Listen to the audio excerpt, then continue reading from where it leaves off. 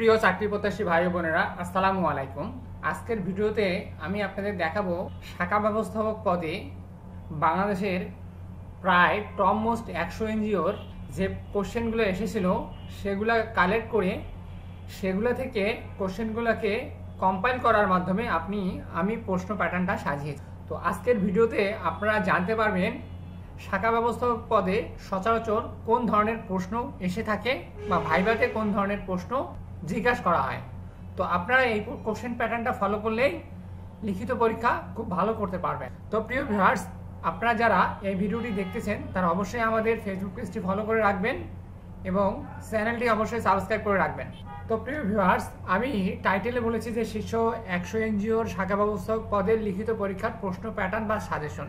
শাখা ব্যবস্থাপক পদে যে সমস্ত প্রশ্নগুলো বারবার আসে, আমরা যদি 1 নম্বর কোশ্চেনটা দেখি যে আপনার শাখা ব্যবস্থাপক পদে পরীক্ষা দিতে গেলে ম্যাথমেটিক্যাল কিছু কোশ্চেন আসবে। তো প্রথম কোশ্চেনটা আমি বলেছি যে বার্ষিক সুদের হার 15% হলে 1,23,000 টাকায় 2 বছর পর সুদে আসলে মোট কত টাকা হবে। তো আপনাদেরকে এই কোশ্চেনটার সলিউশন বের করতে হবে। তারপরে 2 নম্বর কোশ্চেনটি হচ্ছে পূর্ণরূপ লেখন CDF, PKSF, MRA, OSS, FSS, CRR, PAR, OTR এবং ডার। খুব গুরুত্বপূর্ণ একটি কোশ্চেন। আপনি যেই এনজিওতেই শাখা ব্যবস্থাপক পদে পরীক্ষা দিতে যান না কেন, এই এব্রিভিয়েশনগুলার আপনি পাবেনই। 3 নম্বর কোশ্চেনটা আমি যেটা বলেছি যে আপনার নিয়ন্ত্রণাধীন শাখায় একজন উদ্যোগী সদস্যের অনুকূলে 5 লক্ষ টাকার ঋণ প্রস্তাব যাচাইয়ের বিবেচ্য বিষয়গুলো লিখুন। আপনি 5 লক্ষ টাকা ঋণ দিবেন একজন সদস্যকে। তো ঋণ দেওয়ার আগে যে কিছু যাচাইয়ের কিছু ক্রাইটেরিয়া থাকে সেটা আপনারা লিখবেন। তো প্রিয় ভিউয়ার্স, আমি এখানে কোশ্চেনগুলো নিয়েছি। আপনারা যদি প্রত্যেকটা কোশ্চেনের সলিউশন চান তাহলে অবশ্যই আমার পেজটিতে ফলো দিয়ে রাখবেন। এর পরের ভিডিওতে আমরা চেষ্টা করব প্রত্যেকটা কোশ্চেনের সলিউশন দিতে। তো আপনাদের যদি সলিউশন প্রয়োজন হয় তাহলে অবশ্যই আমরা কমেন্টস করে জানাবেন যে আপনাদের সলিউশন লাগবে কিনা, তাহলে আমরা প্রত্যেকটা কোশ্চেনের সলিউশন আমরা ইন্ডিভিজুয়ালি দিয়ে দিব। 4 নম্বর কোশ্চেনটি হচ্ছে বকেয়া পড়ার উল্লেখযোগ্য 10টি কারণ উল্লেখ করুন এবং তার প্রতিকারের উপায়গুলো বর্ণনা করুন। যেহেতু আপনি একটা শাখা ব্যবস্থাপক হিসেবে কাজ করেন বা একটা শাখার আপনি প্রধান, তো আপনাকে নিশ্চয়ই জানতে হবে বকেয়া পড়ার কারণগুলো কী কী বা তার প্রতিকার কী কী। 5 নম্বর কোশ্চেনটি হচ্ছে ঋণী নির্বাচনের ক্ষেত্রে করণীয় কী কী। ঋণ সিলিং নির্ধারণের ক্ষেত্রে প্রধান বিবেচ্য বিষয়সমূহ লিখুন। 6 নম্বর কোশ্চেন ঋণ শ্রেণীকরণ কী। এমআরএর নীতিমালা অনুসারে ঋণ শ্রেণীকরণের ধাপ কী কী। প্রতিটি ধাপের প্রভিশনের হার লিখুন। এই 6 নম্বর কোশ্চেনটা খুবই গুরুত্বপূর্ণ। আমরা যারা এলএলপি ক্যালকুলেশন করি, এখানে মূলত এলএলপি ক্যালকুলেশনের কথাটাই বলা হয়েছে বা ঋণ শ্রেণীকরণ। তো আপনারা এই কোশ্চেনটার অ্যান্সার আপনাকে জানতে হবে। 7 নম্বর কোশ্চেন একজন ব্রাঞ্চ ম্যানেজার হিসেবে আপনার নিয়ন্ত্রিত ব্রাঞ্চের আর্থিক অনিয়ম রোধকল্পে আপনার মনিটরিং ও সুপারভিশন কৌশলসমূহ লিখুন। যেহেতু আপনি একটা শাখার ব্রাঞ্চ ম্যানেজার, আপনার শাখায় অনিয়ম হতে পারে, ফিল্ড অফিসাররা অনিয়ম করতে পারে, সেক্ষেত্রে আপনার মনিটরিং বা সুপারভিশনের কৌশলগুলো কী কী হতে পারে সেটা আপনাকে লিখতে হবে। 8 নম্বর কোশ্চেন মাঠকর্মী কিস্তি না নিয়ে চলে আসলে একজন শাখা ব্যবস্থাপক হিসেবে আপনি কিভাবে ওই দিনের কিস্তি আদায় নিশ্চিত করবেন। এটা একটি টেকনিক্যাল কোশ্চেন, আপনাদেরকে টেকনিক্যালি অ্যান্সার করতে হবে। 9 নম্বর কোশ্চেন ঋণ প্রস্তাব সঠিকভাবে যাচাইয়ের ধাপগুলো বিস্তারিত লিখুন। প্রত্যেকটি ঋণ প্রস্তাব বা ঋণ দেওয়ার আগে যাচাইয়ের আগে কয়েকটি ক্রাইটেরিয়া, 15টা বা 20টা ক্রাইটেরিয়ার একটি চেকলিস্ট থাকে যে ঋণ দেওয়ার আগে। এই চেকলিস্টটা আপনাকে জানতে হবে যে কী কী যাচাইয়ের ধাপগুলো চেক করা হয়েছে কিনা। 10 নম্বর কোশ্চেন আপনার শাখায় ব্যবহারের জন্য কাগজ, প্রিন্টারের টোনার, কলম, পাসবই, ভর্তি ফর্ম, জামিনদারের ফর্ম ইত্যাদি অফিস স্টেশনারি প্রয়োজন। উক্ত সামগ্রীগুলোর চাহিদা জানিয়ে প্রধান কার্যালয়ের প্রশাসন বিভাগে ইংরেজিতে একটি ইমেল লিখুন।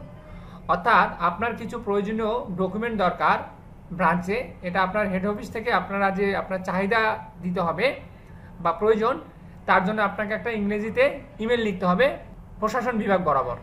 11 নম্বর কোশ্চেনটি হচ্ছে মোহাম্মদ নাজমুল হাসান, আইডি নাম্বার 1225, অর্থ প্রতিষ্ঠানের অফিস সহকারী হিসেবে কর্মরত আছেন।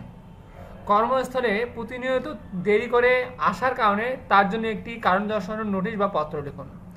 আপনি আছেন ব্রাঞ্চ ম্যানেজার, আপনার আন্ডারে 5-7 জন লোক কাজ করবে, ফিল্ড অফিসার, তারা অনেক সময় যে অফিসে দেরি করে আসবে, তো দেরি করে আসার কারণে তারা যদি অফিসের রুলস রেগুলেশন বা পলিসি যদি ভায়োলেশন করে, তাহলে আপনাদেরকে কারণ দর্শানো বা পত্র দিতে হবে। এই জন্য আপনি সেটা লেখার আপনার ক্যাপাবিলিটি আছে কিনা সেটা চেক করার জন্য মূলত এই কোশ্চেনটা। তো এই বিষয়গুলো আপনাকে জানতে হবে। 12 নম্বর কোশ্চেন, ক্ষুদ্র ঋণ কি? বাংলাদেশের ক্ষুদ্র ঋণের সফলতা বা বিফলতা সম্পর্কে লিখুন। তো আপনি যদি মাইক্রোক্রেডিট সেকশনে কাজ করতে আসবেন অ্যাজ এ ম্যানেজার হিসেবে, তাহলে আপনাদের ক্ষুদ্র ঋণের, বাংলাদেশের ক্ষুদ্র ঋণের ভূমিকা কতটুকু বা সুফলতা কি কতটুকু বা বিফলতা কতটুকু, এটা আপনাকে লিখতে হবে বা জানতে হবে। তারপর 13 নম্বর কোশ্চেনটি হচ্ছে ইংরেজিতে অনুবাদ করুন। কিছু কিছু এনজিও তো ট্রান্সলেশন আসে যে একটা প্যারা দিয়ে দেয়, এটাকে আমরা হচ্ছে ইংলিশ থেকে বা বাংলা থেকে ইংলিশে অনুবাদ করতে পারে বা ইংলিশ থেকে বাংলায় অনুবাদ করতে। তো এরকম একটা কোশ্চেন আমি দিয়েছি যে এই কোশ্চেনটা আপনাকে জানতে হবে যে অনুবাদ করা, যে বাংলাদেশ গরিব দেশ, বিভিন্ন আর্থসামাজিক সমস্যার কারণে দরিদ্র মানুষ গ্রাম ছেড়ে ঢাকায় আসছে। নদী ভাঙ্গনের একটি অন্যতম প্রধান কারণ, ঢাকায় এসে তারা বস্তিতে বসবাস করে, বস্তিতে তারা বিভিন্ন নাগরিক সুবিধা ছাড়াই মানবেতর জীবনযাপন করে, এটা তারা তাদের নিয়তি হিসেবে ধরে নেয়। এই যে তিনটা লাইন, এই তিনটা লাইনে আপনাকে ইংলিশ করতে হবে। তো আপনাকে বেসিক আপনাকে একটা ধারণা থাকতে হবে। তারপর হচ্ছে ম্যাথমেটিক্যাল কোশ্চেন, টাকায় 4টা দরে কিনে টাকায় 3টা দরে বিক্রি করলে শতকরা কত লাভ বা ক্ষতি হবে? তো আপনি যেহেতু মানে সার্ভিস চার্জ বা যেটাকে আমাকে বলে ইন্টারেস্ট নিয়ে কাজ করবেন, ঋণের এগেইনস্টে আপনি লাভ নেবেন বা সুদ নেবেন যেটা বলে, তো আপনাকে অবশ্যই তো লাভ ক্ষতিটা জানতে হবে। তো এই ধরনের একটি কোশ্চেন। 15 নম্বর কোশ্চেনটা হচ্ছে 10% সুদে 500 টাকার 3 বছরের সুদ কত এবং সুদ আসল কত?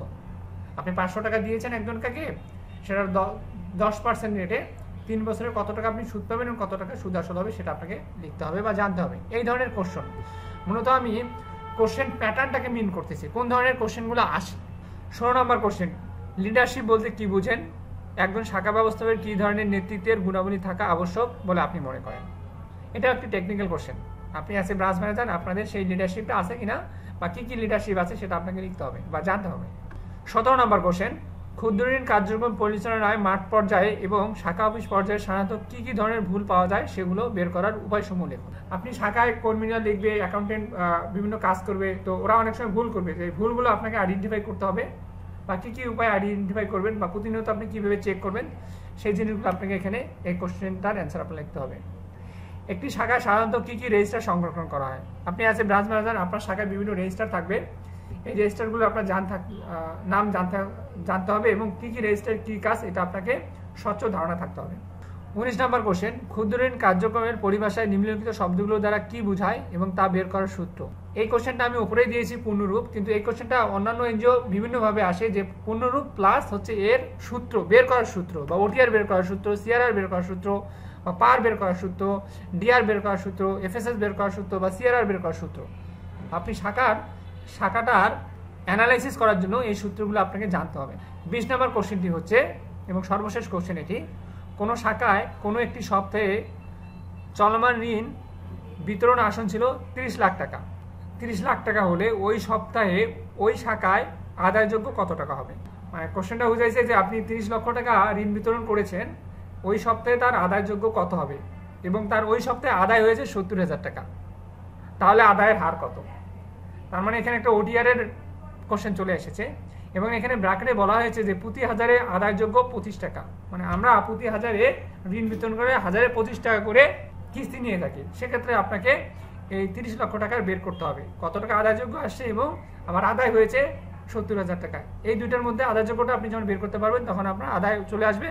আদায়যোগ্য এবং আদায় দিয়ে আপনাকে ওটিআরটা বা আদায়ের হারটা বের করতে হবে।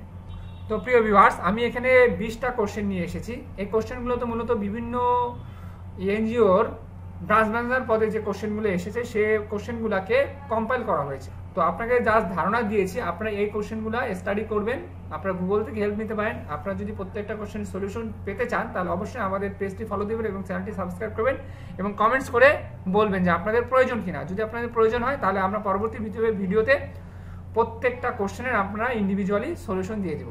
তো যদি আপনাদের ভিডিওটি ভালো লেগে থাকে, আপনারা যদি উপকৃত মনে করে থাকেন, তাহলে অবশ্যই ভিডিওটি সবার মাঝে শেয়ার করে দিবেন। আসসালামু আলাইকুম।